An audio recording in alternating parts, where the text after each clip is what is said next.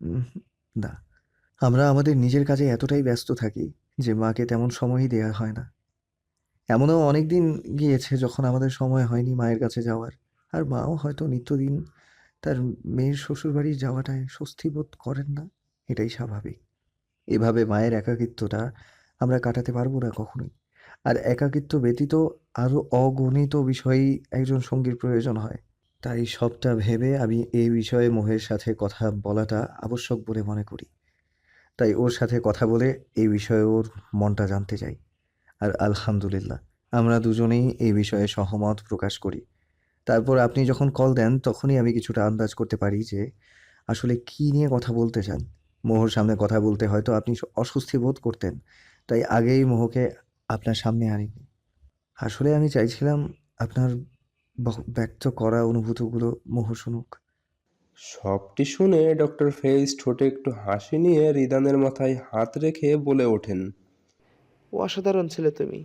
নিজের মাকেও নিয়ে হয়তো ছেলেরা অতটা যতটা তুমি আমার শাশুড়িকে নিয়ে ভাবলে। বেশ বিচক্ষণতার সাথে সর্বাধিক কতটাই না সুন্দর করে পরিচালনা করো। তুমি যে বুদ্ধিমান তা আগে থেকে জানতাম। আজও তা আবারও প্রমাণিত হয়ে গেল। ধন্যবাদ আঙ্কেল। কিন্তু মা আর মোহনা আপু এখনো এই বিষয়ে কিচ্ছুটি জানে না। তারা ব্যাপারটি কিভাবে নেবে এখন সেটাই ভাববার বিষয়। ঠোঁটের হাসিটা বিলীন হয়ে মুখে চিন্তার ছাপ ফেলে ডক্টর ফেইজ বলে ওঠেন। হুম। আপনি চিন্তা করবেন না। আমি ভাবছি কি করা যায়। আমি নয়, আমরা। মোহ মুচকি হেসে রিদানের হাতটি ধরে বলে ওঠে। উত্তরে রিদানও আলতো হাসে। মোহ রিদানকে দেখে নিয়ে ঠোঁটে হাসি ফুটিয়ে ডক্টর ফেইজ বলে ওঠেন। তোমার উপরে বিশ্বাস আছে। তোমার উপরে বিশ্বাস আছে। আমরা যদি কিছু করতে হয় তাহলে অবশ্যই জানাবে। আর রিদান, অনেক বড় দায়িত্ব চাপিয়ে দিচ্ছি তোমার উপর। ক্ষমা করবে তোমার এই আঙ্কেলকে। একদমই না আঙ্কেল। যা করেছি নিজের মায়ের জন্য করেছি। এই জন্য অসাধারণ তুমি। তাহলে আজ উঠি। জি, আচ্ছা। মা, তুমি এই বিষয়টা মন থেকে মেনে নিচ্ছ তো? জি আঙ্কেল। আচ্ছা, আসছি। মোহের মাথায় বুলিয়ে দিয়ে ডক্টর ফেইজ স্থান ত্যাগ করে। আপনি অতি অসাধারণ মিস্টার হাজবেন্ড। বলেই রিদানের গালে ঠোঁট ছুঁয়ে দেয় মোহ। হসপিটালের বেডে বসে আছে মোহনা, আর তার সামনেই বসে আছে আরুষ। মোহনার হাত দুটি শক্ত করে ধরে আছে সে। মেয়েটি ভয়ে চুপসে আছে। এ দৃশ্য যেন আরো বাড়িয়ে তুলছে আরুষের মাঝে চলা তুফানকে। প্রিয়তমা স্ত্রীকে হারানোর ভয় বারবার চোখজোড়া ভিজিয়ে তুলছে তার। বহু কষ্ট তা গাল গড়িয়ে পড়া থেকে আটকে রেখেছে আরুষ। কারণ এখন তার দুর্বলতা প্রকাশ। মোহনাকে আরো দুর্বল করে দিবে। মাথা নিচু করে নিজের চোখের জলে টইটুম্বুর চোখ জোড়া লুকানোর চেষ্টায় ব্যস্ত আরুষের কানে হঠাৎ মোহনার উচ্চারিত শব্দ এসে পৌঁছায়। অমনি মাথা তুলে তাকায় সে তার স্ত্রীর দিকে। এসব তোমার জন্যই হয়েছে। কি করেছি আমি? অবাক হয়ে বলে ওঠে আরুষ। তোমার ওভারলোড আদরের জন্যই আমার এত কষ্ট করতে হচ্ছে। অ্যাঁ? হ্যাঁ, কে বলেছিল এত আদর করতে? ঠোঁট উল্টে বলে ওঠে মোহনা। মোহনার এমন বাচ্চামি কণ্ঠে বলে ওঠা কথাটি শুনে ফিক করে হেসে দেয় আরুষ। তার চোখ দুটোতে জল টলমল করছে, আর ঠোঁটে হাসি। আরুষের এমন চেহারার মায়া হচ্ছে মোহনার। সে আর দেরি না করে আরুষকে জড়িয়ে ধরে আরুষের বুকে মাথা রেখে বলে ওঠে। আমি আরও অনেকটা সময় চাই তোমার সাথে কাটাবার জন্য। আরও অনেক অনেক স্বপ্ন দেখতে চাই তোমার সাথে। আমি এখন মরতে চাই না আরুষ। বাজে বকো না। কিছু হবে না তোমার। তোমার কিছু হলে তোমার বাচ্চা পালবে কে? একটু মজা করেই বলে আরুষ, কারণ সে এভাবে মোহনার কান্না সহ্য করতে পারছে না। কি বললি তুই? বাচ্চা পালবে কে? আমারে খালি বাচ্চা পালবার জন্যই লাগবে তোর?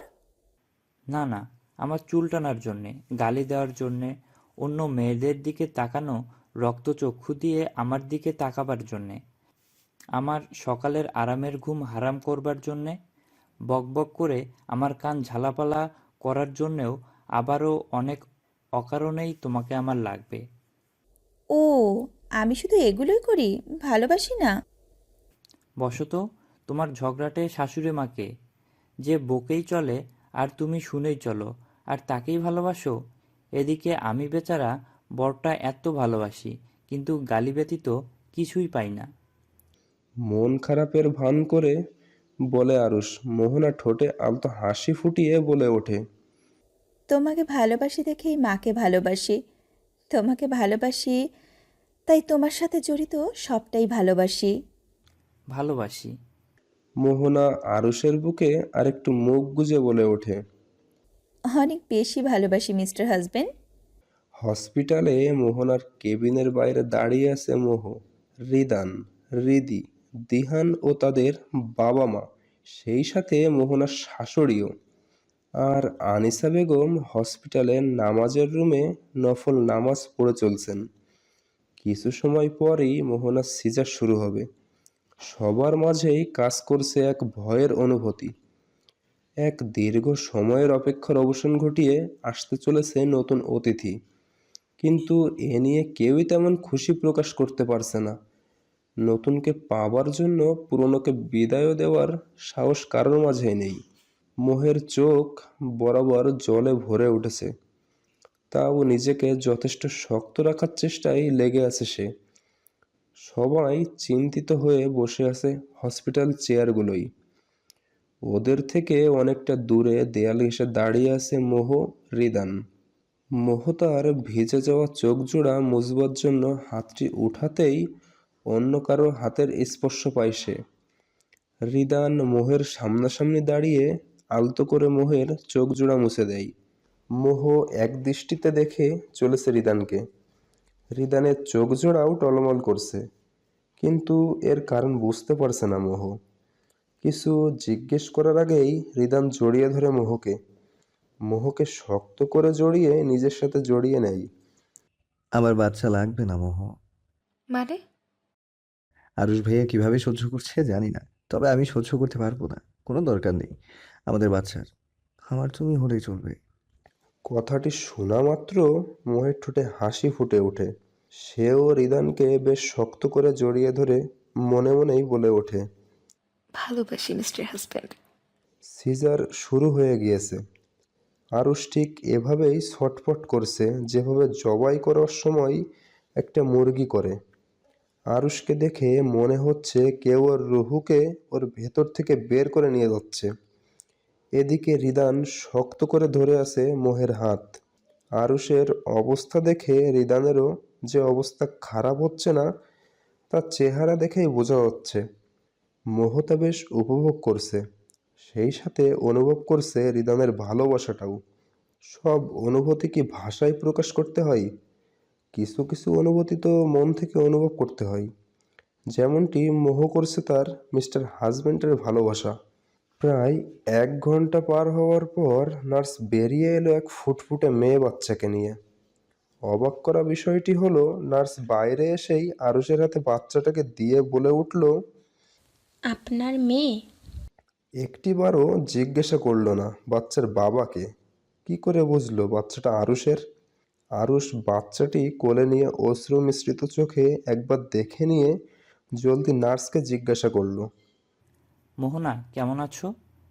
ঠিক আছে ও? ঝাক্কাস আছে। বলে মুচকি হাসলেন নার্সটা। আরুষ অবাক চোখে তাকিয়ে আছে নার্সের দিকে, কারণ এমন উত্তর মোহনাই দেয় তাকে। নার্স আরুষের অবাক হওয়াটা বুঝতে পেরে একগাল হেসে বলে ওঠেন, আপনার বউ বলেছেন রুমের গেটের একদম কাছে কান্না করা লাল মুখ নিয়ে যে দাঁড়িয়ে থাকবে সেই বাচ্চার বাবা। আর তিনি এও বলেছেন বাচ্চার বাবা তার বাচ্চাকে ভালো করে না দেখেই বাচ্চার মায়ের কথা জিজ্ঞেস করবে, আর ও উত্তরটিও সেই শিখিয়ে দিয়েছেন। আলতো হেসে আরুষ তাকায় তার বাচ্চার দিকে। বেশ কিছু সময় তাকিয়ে থাকার পর বাচ্চার কপালে নিজের ঠোঁট ছুঁইয়ে দেয়। এ এক অন্যরকম প্রশান্তি, যা এক বাবাই অনুভব করতে পারে। একে একে সবাই বাচ্চাকে কোলে নিয়ে আদর দেয়। এতক্ষণ বিমর্ষ হয়ে থাকা মুখগুলোও এখন আনন্দ ফুটে উঠেছে। সবাই ব্যস্ত হয়ে পড়েছে বাচ্চাকে নিয়ে। মোহনার জ্ঞান ফিরবার পর চোখ খুলে দেখে আরুষ তার সামনেই বসে আছে।